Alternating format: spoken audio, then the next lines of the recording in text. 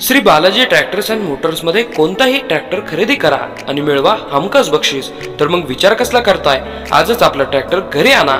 आमचा पत्ता Pune Nashik highway, Kukadi colony, Narayangaon, तालुका जुन्नर, जिल्हा पुणे।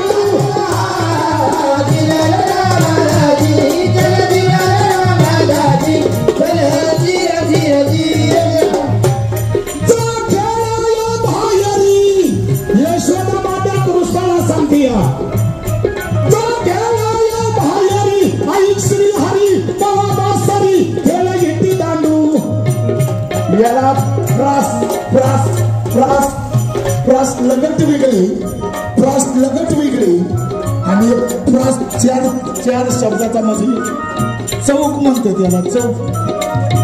प्रस्वती काय आणि कविताला कविता लिखायची तुझ्यावाली ऐका, ते आता नंत नाही तर कविताला कविता बाहेरी ऐक श्री हरी बाबा सरी खेळ इटी दांडू अरे देवा खेळ इटी दांडू दगडी गोपाळ घेऊन संघ गेले श्रीरंग खेळायला चेंडू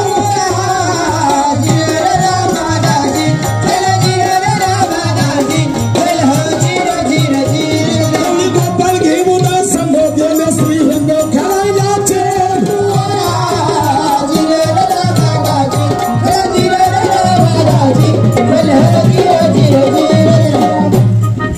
मनय मोनास्तळीला जिरे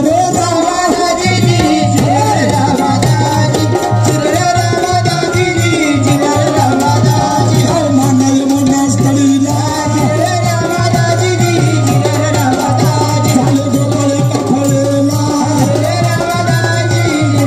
गोपाळ काफळेला गोपाळ काफळेला सर्व गवळी गोपाळ एका खळेला थांबले, एका बाजूला झाले 114 गवळी लोक एकीकडे आणि भगवान कृष्ण एकीकडे चेंडू फळीचा नाव बनला। मग पुढे झालं काय आता ऐका,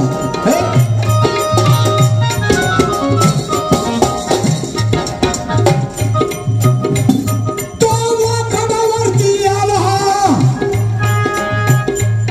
तो वाकडावरती आला मध्ये देवाला तुम्ही धानाला चेंडू अडकवला, अडकवला चेंडू अडकवला। गवळी गोपाळ घेऊन संघ गेले श्रीरंग खेळाय, गवळी गोपाळ घेऊन संघ गेले श्री संघ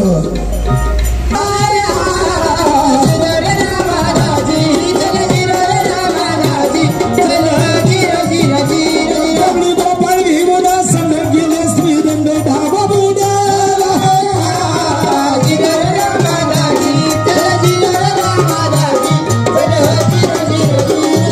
भगवान श्रीकृष्णावरती डावाला, भगवान श्रीकृष्णावरती डावाला आणि देवाने चेंडूला फटका मारला। राजशेष कळबाच्या झाडाला चेंडू अडकवला, आमचा बंद झाला। सगळ्या गवळी गोपाळ म्हणतात देवा हे भगवंता, आता आपला डाव बंद झालेला आहे, मग तुम्ही एक काम करा, या कळबाच्या झाडावर चढा आणि तेवढा चेंडू घाली घ्या आपल्याला खेळायसाठी। सगळ्याच्या विनंतीमुळे देवाने काय केला ऐका, देव चढले झाडावर, देव चढले झाडावर, सारंग धरा चेंडू बावर घातीला हात, बाव हात घातीला हात, कळबाची डाळी कडकडीने पडली मोडून काढलो हात।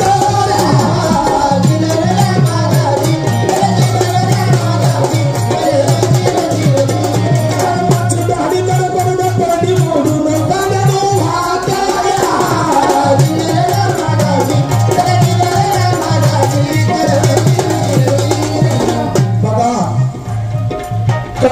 काळ्याच्या फांदी सहित आणि चेंडू सहित भगवान कृष्ण काळ्या डोहामध्ये बुडाला. पण त्या काळ्या डोहात बुडाल्याच्या नंतर त्या काळ्या डोहात काळ्या मर्दने राहत होता. त्याच्या विषारी तो डोह विषारी होता. मग पुढे काय झाला काय का काळ्या डोहात काला भुजे चला काळ्या डोहात काला भुजे गेले श्रीरंग तयाच्या महालाला तयाच्या महालाला देवानं लपंडाव केला.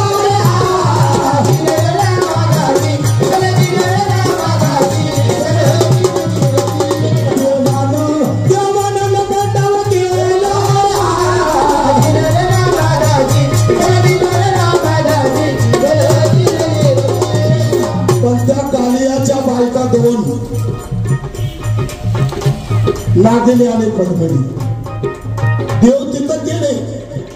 मग त्या नागिनी पद्मिनी म्हणतात बाबा अरे तू नाजूक आहे आणि या काळाच्या घरात तू आला तो माघारी जा. काळ्या मर्दानी झोपलेला तो जर जागा झाला तर तुला खाऊन टाकेल. त्यावेळेस भगवान श्रीकृष्ण काय म्हणले त्यांना नागिनी पद्मिनीला काय म्हणले ऐका. कारण ते जरी तुमचा मालक असेल ना पण तुमच्या मालकाचा मालक मी आहे. जरी तुमचा नवरा असेल पण तुमच्या नवऱ्याचा नवरा मी आहे. मग पुढे काय झालंय का तुमच्या काळाचा हे मी काळ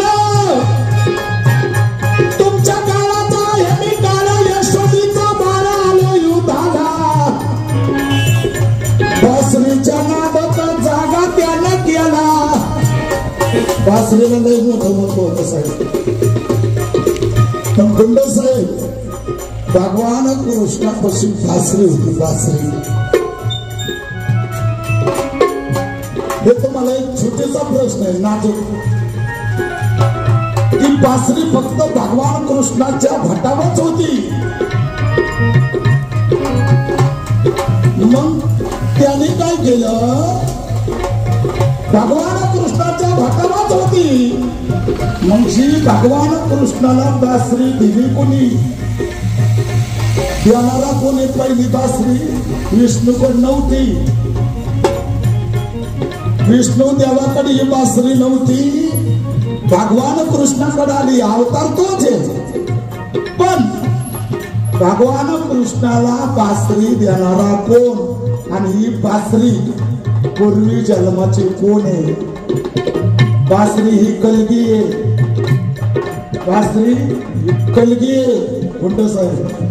म्हणून मी काय म्हणत असतो कलगी दोन्ही पक्ष हे बरोबरचे. हे दोन्ही पक्ष बरोबरचे. शिव आणि शक्ती बरोबर आहे. तुऱ्याशिवाय कलगीला काय नाही कलगी शिवाय तुऱ्याला काय नाही. पण हे दोन्ही पक्ष बरोबर आहे. पण कलगी देवानं वाटावर ठेवली. मग ही कलगी पूर्वीची कोण आणि भगवान श्रीकृष्णाला देणारा कोण आहे हे माझा ठामपणे प्रश्न आहे.